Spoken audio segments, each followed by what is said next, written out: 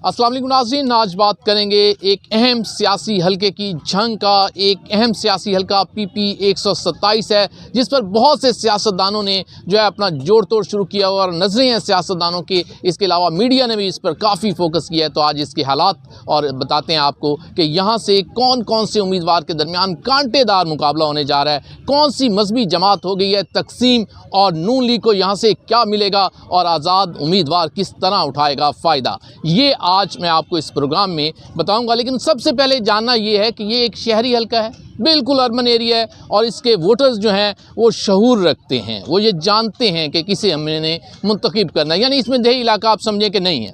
अब आते हैं हम वोटर्स की जानिब। तो यहाँ के जो वोटर्स हैं 2,74,992 वोटर्स हैं जो कि अपना हक़ के रायदही इस्तेमाल करेंगे। लेकिन इसमें मेल वोटर्स की तादाद जो है वो 1,44,270 है और फीमेल्स वोटर्स की तादाद 1,30,722 है। अब इन वोटर्स ने अपना 8 फरवरी को होने वाले इंतखाबात में अपना वोट कास्ट करना है। आप देखते हैं सबसे पहले कि इस 2,74,000 में से जो 2,74,992 वोटर्स हैं, कितने % यहाँ वोट कास्ट होता है। आम रूटीन में हम देखें तो 49-51 तक जो है ना कास्टिंग एवरेज रहती है कि कोई 51% वोट कास्ट हो जाता होता है। लेकिन इस दफ़ा हो सकता है इससे ज़्यादा भी हो या कम भी हो, ये तो 8 फरवरी को आपने फ़ैसला करना है। बहरहाल हम अंदाज़ा लगाते हैं अगर 51% वोटर्स आते हैं इसमें, और उसके बाद हम आपको ये बताएंगे कि इसमें अब टोटल उम्मीदवार जब इंतखाबात के लिए कागजात मांगे गए तो 40 उम्मीदवार सामने आए। वो समझते थे कि हम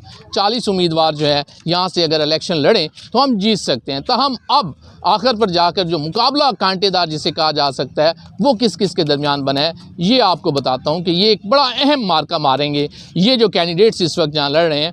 इसमें राशिदा यकूब शेख साहिबा पाकिस्तान मुस्लिम लीग नून की जानिब से जो है ये टिकट लेकर इस दफ़ा आए हैं और इससे पहले ये MP रह चुकी हैं। एक तो ये उम्मीदवार हैं, इनके साथ मौलाना अहमद लुधियानवी जो कि MNA के उम्मीदवार भी हैं और PP 127 के भी हैं। इस जमात में अगर कोई तकसीम हुई है तो सिर्फ इस वजह से अब तकसीम हो गई कि जनाब यहाँ मौलाना साहब ने सोचा कि क्यों ना हो इस दफ़ा मैं खुद जो है दोनों सीटों पर इलेक्शन लड़ूं। तो उनकी दोनों सीटों पर इलेक्शन लड़ने की वजह से मौलाना माविया आज़म नाराज़ हुए, मौलाना मसरूर नवाज़ नाराज़ हुए और उनके रास्ते जुदा हो गए, जिस वजह से जमात के वोट बैंक को नुकसान पहुंचने का खदशा है।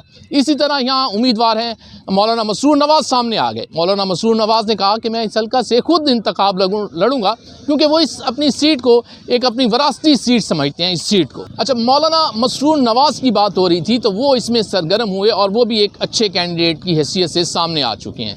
अब चौथे नंबर पर हम ये देखते हैं कि शेख मोहम्मद अकरम जो यहाँ से MNA भी मुंतखब हो चुके हैं इस हल्का से, उसके अलावा तहसील नाज़िम भी रह चुके हैं, सियासी असर रखते हैं।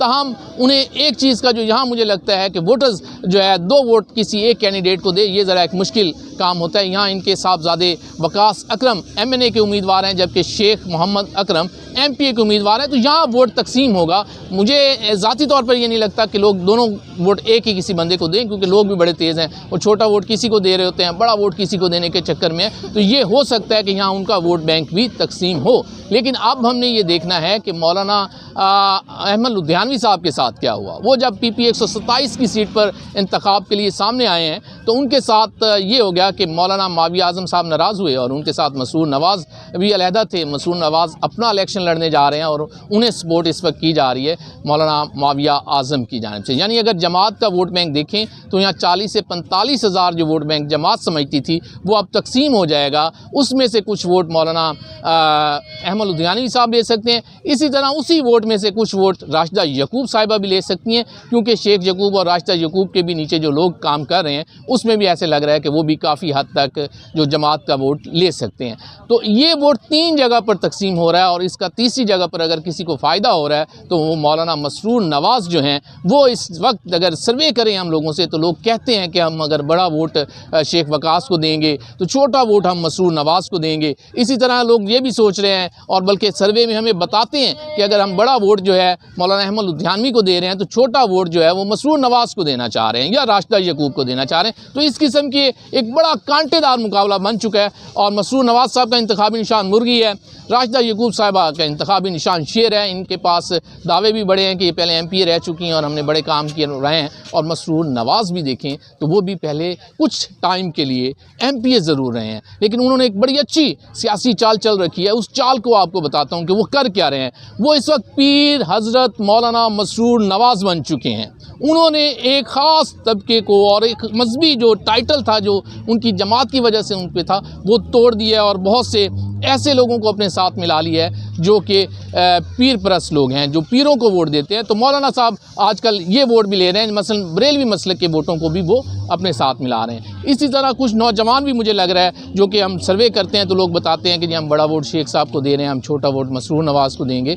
तो ये उनकी मीठी तबीयत, उनका रवैया और उनका अंदाज़ सियासत जो है इससे भी लोग कुछ मुतासिर हुए हैं कि उन्होंने बड़ी मीठी तबीयत से, यानी उन्हें मिलना कोई मुश्किल नहीं होता किसी के लिए, जबकि बड़े लोगों से मिलना मुश्किल हो रहा होता है। मसलन आपको अगर किसी बड़े सियासतदान को मिलना है तो मुश्किल है। इन्होंने ज़रा ग्राउंड लेवल पर काम किया है तो इस चीज़ का फ़ायदा मसरूर नवाज़ उठा सकते हैं।